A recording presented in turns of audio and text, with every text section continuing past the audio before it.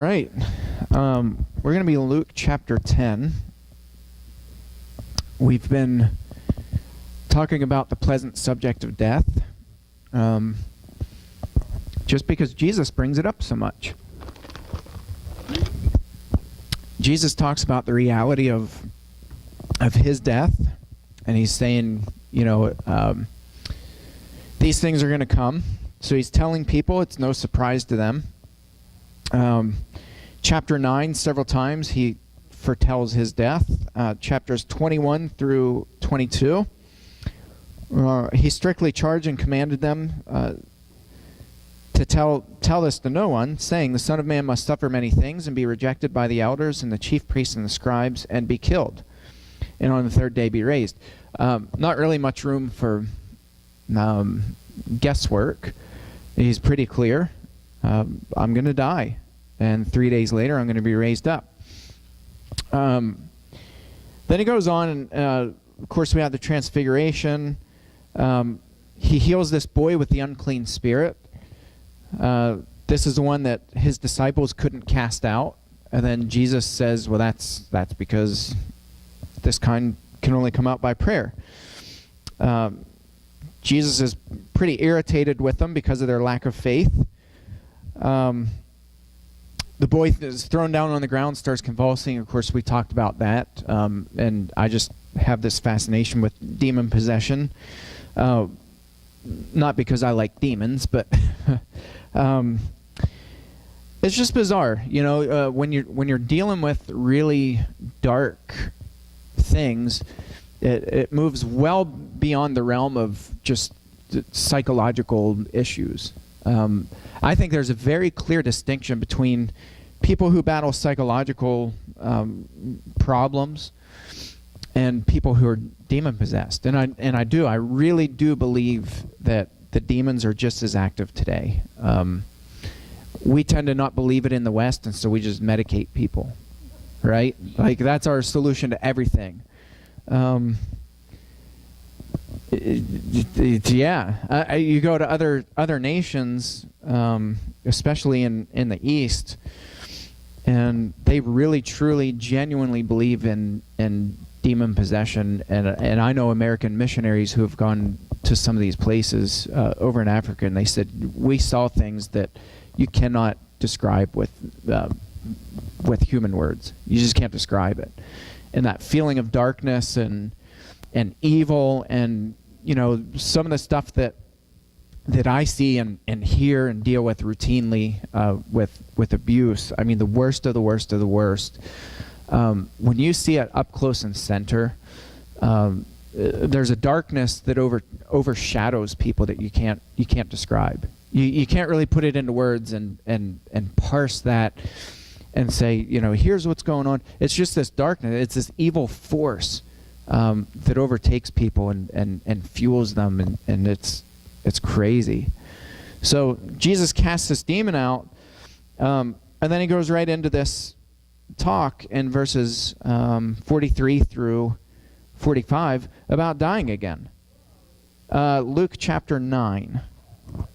Luke chapter 9. Verse 43 of Luke 9, and all were astonished at the majesty of God. But while they were all marveling at everything he was doing, now keep in mind, Jesus is healing people, right? And people are just there in awe. They're blown away, and wow, this is amazing. And he commands the demons, and the demons come out. He's physically healing people, and people are marveling, and they're amazed, and they're blown away, and they're surprised, and they're moved. And Jesus, while they're marveling, says this, verse 44, let these words sink into your ears. The Son of Man is about to be delivered into the hands of men. But they did not understand the saying, and it was concealed from them so that they might not perceive it. And they were afraid to ask him about the saying. Isn't that an interesting response? People are marveling, and wow, God is amazing. God is great. The things Jesus is doing, it's so powerful. And Jesus could have come back and said anything. And he says this, let these words sink into your ears. The Son of Man is about to be delivered into the hands of men. Why do you think he said that? in that moment, in that context.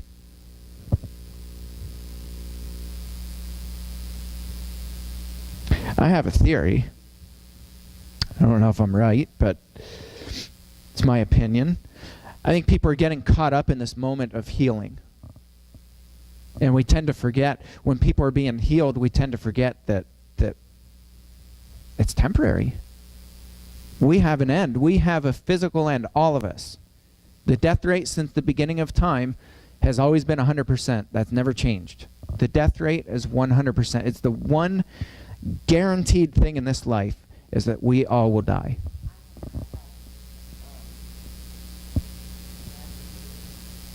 True. Yeah, there are a couple of exceptions. Well,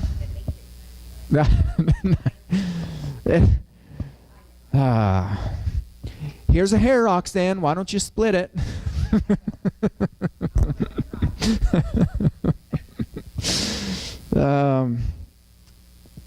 So, yeah, and I think we get caught up in this moment, and you forget. I was helping out a friend in Haiti. Well, a group of friends from here. We were giving funds for just emergency surgeries, and there was this false hope that came with that, and it was like once the money turned on, it was going to be this never-ending supply of money, and my friend knew that wasn't reality, but you get caught up in that moment. You get caught up in the joy of healing and the miracle of, here was a person who, two people's lives were saved because of the generosity of friends who I texted and said, hey, there's some people who are they're desperate and they need healing. People reached into their pockets, they gave, and literally two people's lives were saved that otherwise they wouldn't have lived. I mean, it was that desperate. And so the miracle that comes with that. We get caught up in this moment. We get so focused on the physical healing. And I would say, especially here, like, look at how angry we get when we go to a doctor and they can't heal us. It's like, you stupid doctor, or the health insurance, the health system. We blame it on everybody except the broken, fallen world that we live in. We live in a fallen world. We're all going to die. Yeah, that's it. And so, I think what Jesus is doing here is he's reminding them a couple things. One is that death it's imminent. It's going to happen. Number two is that his death is going to happen, but he's going to be raised up. There's hope. There's hope that comes with death, but it's only through Jesus Christ. And we've got to focus on that reality. So then, we talked about how the disciples started arguing. Very next thing they started doing that Luke records, verse 46, an argument arose among them as to which of them was the greatest. Isn't that an interesting? His disciples, they're with him. Jesus is healing people. This little boy is laying on the ground, convulsing, and Jesus walks up and commands the demon out of this boy. The very next thing that Luke records that comes out of their mouth is, which one of us do you think is going to be the greatest?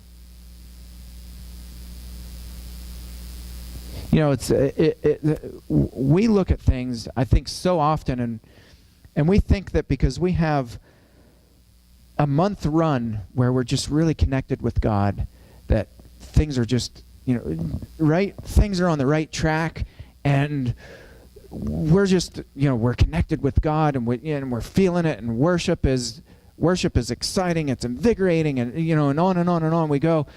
And then in a matter of 3 hours, that can change. 3 seconds, yeah, exactly. And so when we're not really, truly, genuinely connected and rooted in the reality of death, anytime, literally, any one of us could go. Anytime.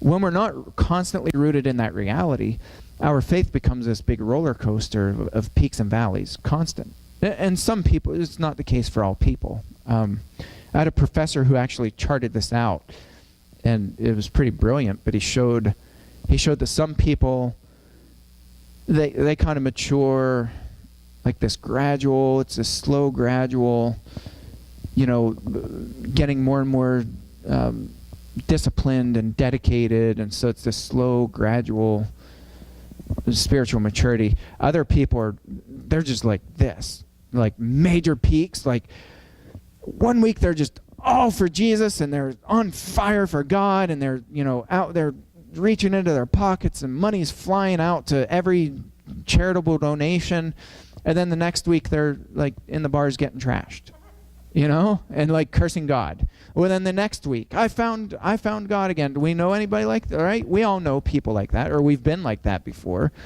The next week it's I turned a new leaf. I'm recommitting my life to Christ, and this time I really mean it. And then they do good for a little while, and then they just plummet.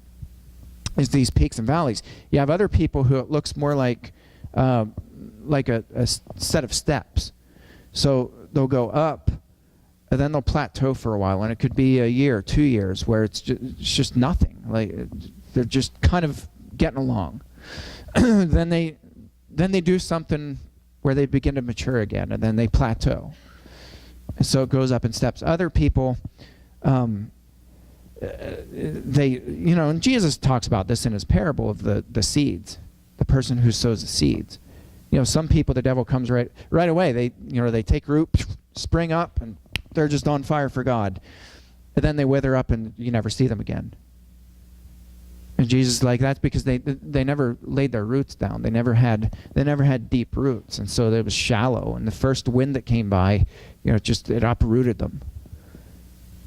You have other people who get choked out by the worries of this life, which is probably where most of us are in this nation. The worries of anxiety, it chokes us out. It chokes our faith out. So our spiritual maturity is so shallow because we worry all the time, constant, chronic. We worry. We're focused on the next shiny thing that comes by because we think that's going to bring us happiness, and it's this constant worry and struggle. So very biblical concept, but I think that's what's going on here. That as disciples, they just witnessed these crazy miracles, and the very next thing they're doing, they're arguing about who's the greatest. And we can wag our fingers at them and say, well, how dare they? But we do the same thing. We can have this momentous, incredible God experience where we worship and tears are streaming down our cheeks because it just, whether it's the word that connects with us or the singing or whatever it was, it just resonated with us. And you're like, man, if I could just bottle up this moment right now. You ever feel like if I could just bottle up this moment so that I can capture that and keep it near and dear to my heart. But what happens? Right? You forget. By that afternoon, you get on the internet and you look at the news, right? That'll crash anybody's good mood. And then all of a sudden it's just, people, you can't trust anybody, and there's no good people out there. It's just this cycle. So Jesus, I think, really what he's doing in these passages is he keeps anchoring people. Because we get untethered a lot, where we just start to float away. And Jesus is like, no, come back to me. I'm the anchor. Come back to me. Well, which one of us is the greatest? No. Come back. I'm the way, the truth, and the life. Nobody can go to the Father except through me. Jesus is constantly reminding people of the reality of death. Okay, so we're going to fast forward. Let's go to chapter 9, the end of chapter 9, starting in verse 57. As they were going along the road, someone said to him, I will follow you wherever you go. Jesus said to him, foxes have holes, and birds of the air have nests, but the Son of Man has nowhere to lay his head.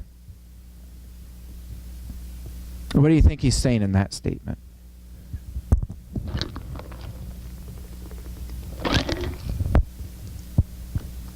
Jesus is homeless, right? Is that amazing? The Son of God was a homeless guy. He was homeless. He did, but he didn't have one place that was his home. It is stability. Even back then, even thousands of years ago, people they craved stability. My wife really craves stability. She wants to know, for the next 15 years, we better know what we're doing, where we're going to be living, with stable income. We better know, down to the penny. Like, for me, I'm just more like, let's roll, let's go with it, whatever. So, I think there's some balance there, but people, in a big sense, we want stability. We want to know with our faith, we want to know that there's stability in that. And Jesus, we can say, well, Jesus, we're going to follow you. And I think he comes back and he's like, do you really know the cost? Because Jesus never does he want half-hearted followers. When you follow Jesus, he wants fully vested followers who are willing literally to die, to lay down their lives. Ultimately, that's where Jesus goes. You want to be my disciple? Death. Are you willing to give it all up? Are you willing to lose your family? Look how many passages where Jesus talks about family. Jesus, your mother and brothers are here to see you. He's sitting at a crowd. These are my mother. These are my mothers and my brothers and my sisters. Anyone, what's he say? Anyone who does the will of God are my mother and my brothers and my sisters. And my family are the people who do the will of God. Other places, if talking about family members, if you don't hate each other, you can't follow me. I don't think he's saying, you need to hate your family. What he's saying is, are you willing to sacrifice even relationships? If that's going to come between me and you, are you willing to sacrifice it all?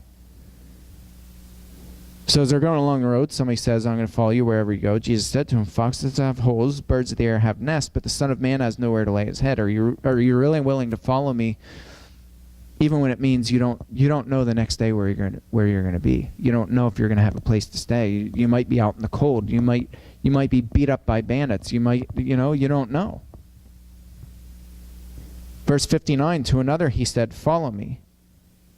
But he said, Lord, let me first go and bury my father. And Jesus said to him, leave the dead to bury their own dead. But as for you, go and proclaim the kingdom of God. And yet another said, I will follow you, Lord. But first let me say farewell to those at my home. Jesus said to him, no one who puts his hand to the plow and looks back is fit for the kingdom of God. Isn't that an insulting thing to say to somebody? Look, I'm ready to follow you. I'm gonna leave everything, Jesus, and I'm going to follow you. Jesus calls him on it.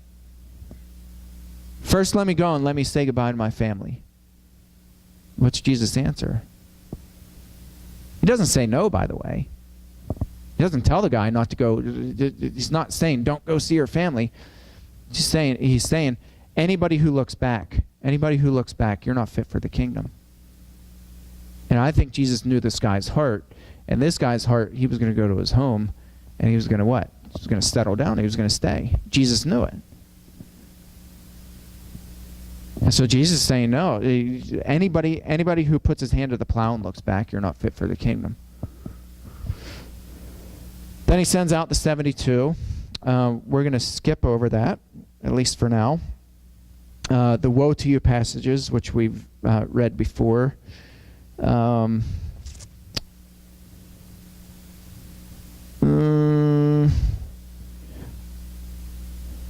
going to fast forward to Start in verse 21. In that same hour, he rejoiced in the Holy Spirit and said, I thank you, Father, Lord of heaven and earth, that you have hidden these things from the wise and understanding and revealed them to the little children. Yes, Father, for such was your gracious will. All things have been handed over to me by my Father, and no one knows who the Son is except the Father, or who the Father is except the Son, and anyone to whom the Son chooses to reveal him. Then turning to the disciples, he said privately, Blessed are the eyes that see what you see. For I tell you that many prophets and kings desired to see what you see and did not see it, and to hear what you hear and did not hear it.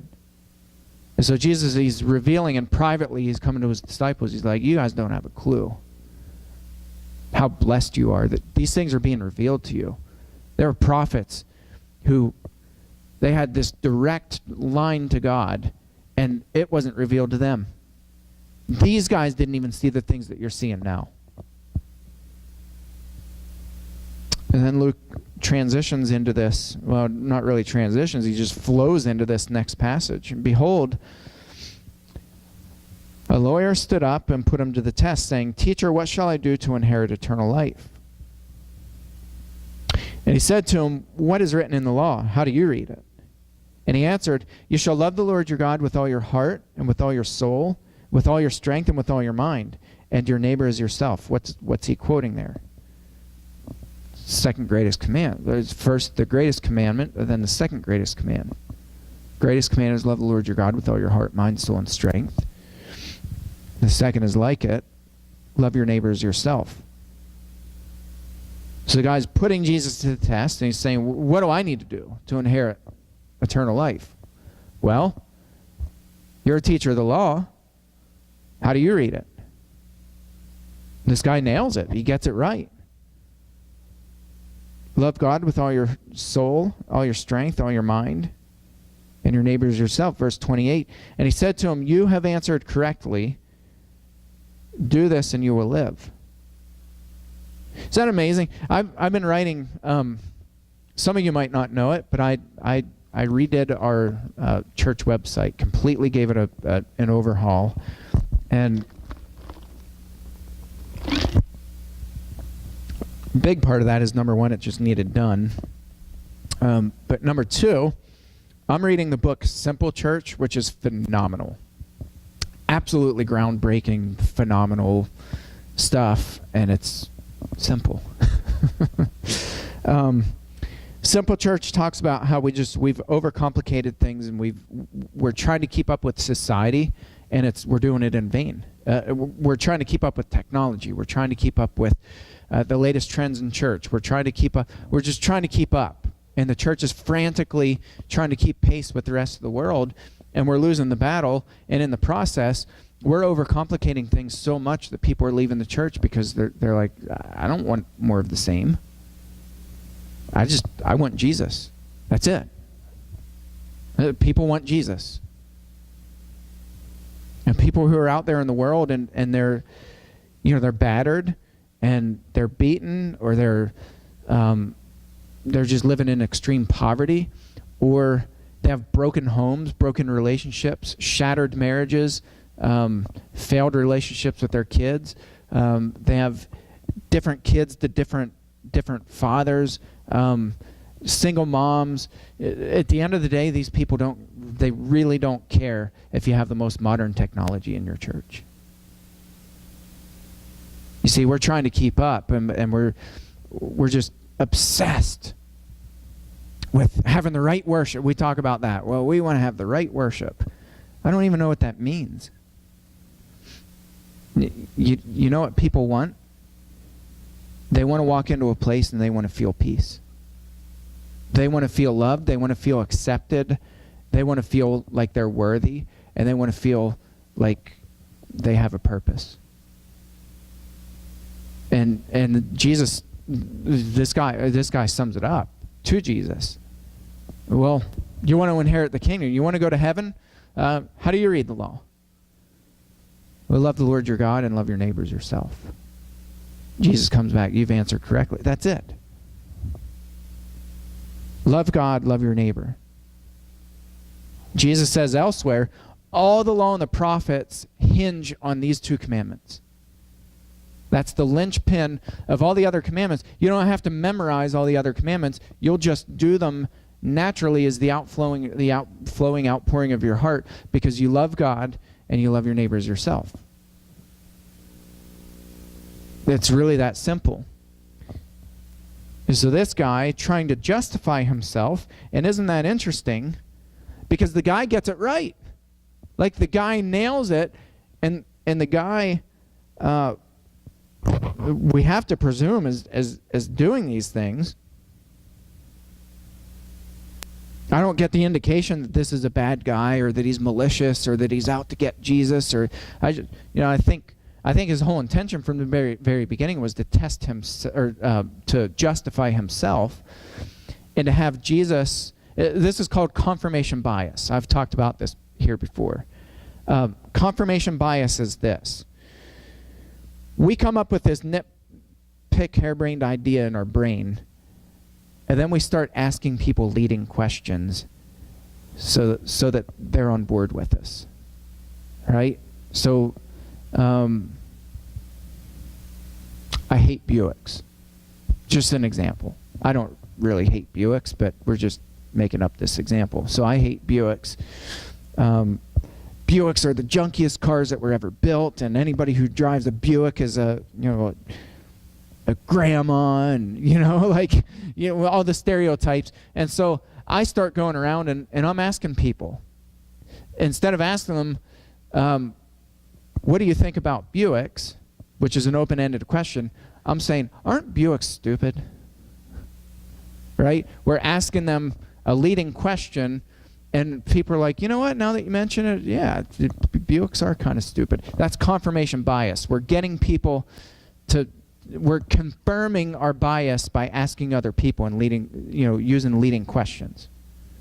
And so I really think that's what this guy is doing. I think it's confirmation bias, and he's just trying to justify himself from the very beginning. So he goes to Jesus and he's like, okay, what do you got to do to inherit the kingdom of heaven? The guy knew it. I think the guy was a good guy. I do. Desiring to justify himself, he said to Jesus, and who is my neighbor? It's one of those moments he should have just stopped where he was. He should have just stopped because he was doing good.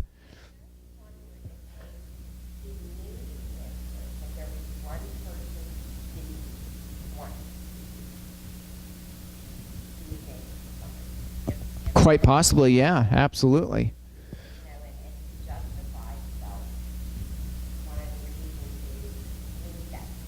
Yeah. Well, I mean, we do this. We do the same thing too, and we don't like to admit it, but we do. Like the people we associate with. We associate with people who look like who? Us. Like, let's be honest. Look at our circle of friends. Right? We choose friends. We hand select friends. We determine. It's a choice. When you're friends with people, doesn't just happen. Like we choose who we're friends with, who we hang out with, who we spend time with, who we call, who we pick up the phone. We choose who we do that with. And isn't that amazing that the people who we hand select to be our friends just happen to look like us? They happen to dress like us. They happen to think like us. They happen to have the same or similar political beliefs as us. They have, the same religious beliefs.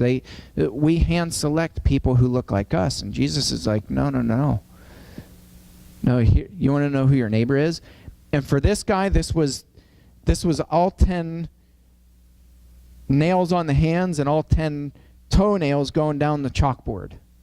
Like, for him to hear who Jesus is about to describe as the neighbor would have been awful for this guy, would have been scandalous for this guy to accept and to hear.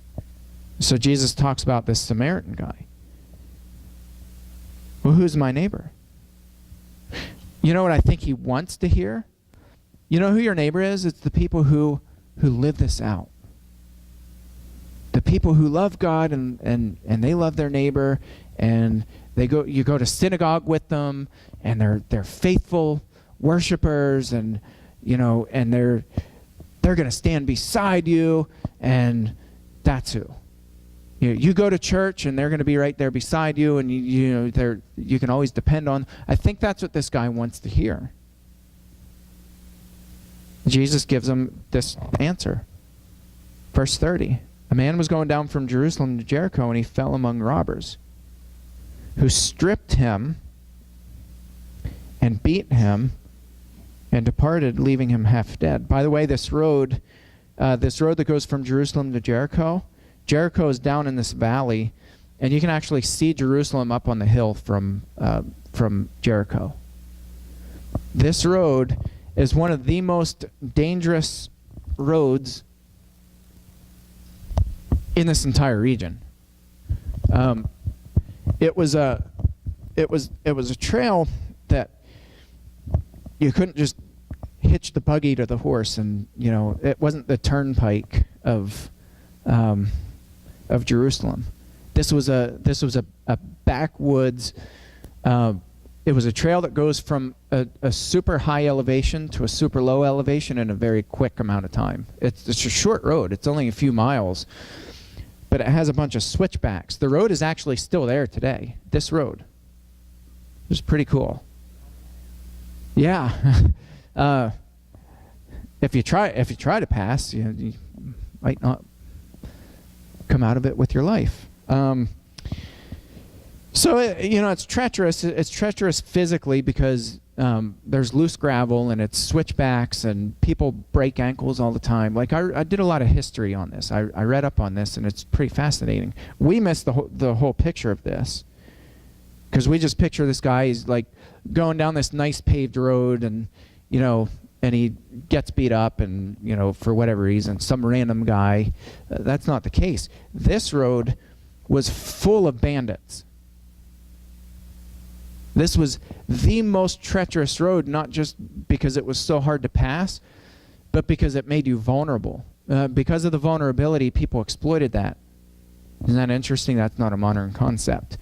People exploited the vulnerability of people who they were loaded down. You tried to carry as much weight as you could because you didn't want to travel this road back and forth. It was not an easy road to travel. So these guys are loaded down with all this weight. They have all their possessions and belongings that they can carry, and so these bandits would hide out in the woods, and they would come out, and it routinely, every day this happened. And they would beat people up. They would leave them for dead, and they would steal their stuff, and they'd go back up into the woods. Yeah, right. Yeah.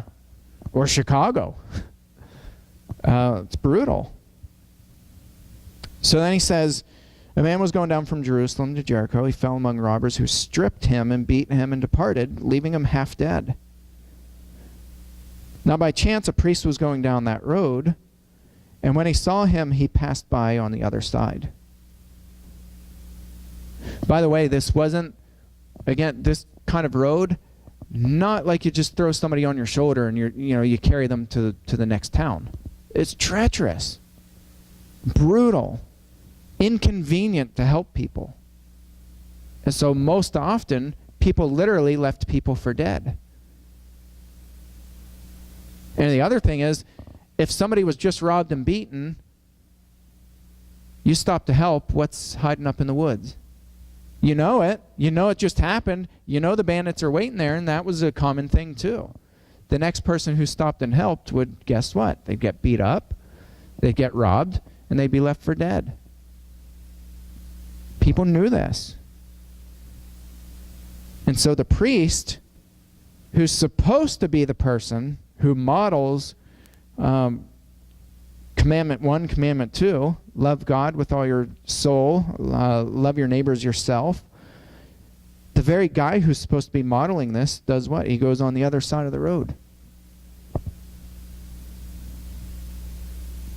So likewise, a Levite, when he came to the place and saw him, passed by on the other side. But a Samaritan, as he journeyed, came to where he was, and when he saw him, he had compassion. Israelites couldn't fathom a Samaritan who had compassion. In their mind, they were pagan, they were evil, they were betrayers, they were selfish, they had a twisted, distorted view of who God was. They were messed up people, and they weren't capable of compassion. A Samaritan, as he journeyed, came to where he was, and when he saw him, he had compassion. He went to him and bound up his wounds, pouring on oil and wine. Then he set him on his own animal and brought him to an inn and took care of him. And the next day, he took out 2 denarii and gave them to the innkeeper, saying, "Take care of him, and whatever more you spend, I will repay you when I come back." Which of these 3 do you think proved to be a neighbor to the man who fell among the robbers? He said, "The one who showed him mercy." And Jesus said, "You go and do likewise." It's a powerful, gripping story. And Jesus is just showing him. And I think, this is all in the context of Jesus predicting his death. Why? Because that's what moves us. That's what anchors us. That's what keeps us, it keeps our perspective. That we don't know when our last day is. We literally don't know. And so you do good when? Always. Not when it's convenient for you. Not when you feel like it. Not when you have. How many times do we know of somebody in need? Even our own brothers and sisters, our own Christian fellows. And we get a call, and let's be honest, we get a call, and this is our response.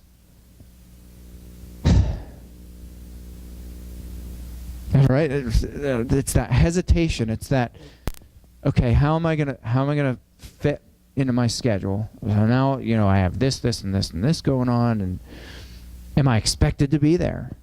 Should I show up? Should I, and then we start grumbling. See, Jesus says, when you're anchored in that reality that death is going to happen, and you never know when it's going to happen, and that we've got to do right always in the moment, you don't ever hesitate, and you don't have a bad attitude about it. You just do it, and you do it cheerfully, and you do it happily, and you do it willfully. So I think that's why all these things are in the context of the next story. We didn't get time to get to it. We'll start with that next week. But Mary and Martha, right? Martha's focused on what? Serving Jesus. Jesus, why don't... Mary's sitting at your feet doing nothing while I'm back here. I'm in the kitchen and I'm working and I'm cleaning and I'm cooking. And can't you tell her to come out and help me?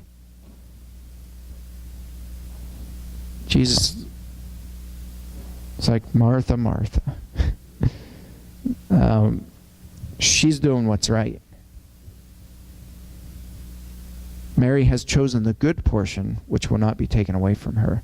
So we're going to talk about that next week, all in the context of Jesus talking about death. All right, we'll stop there, and we'll pick up in a little bit. Thank you all.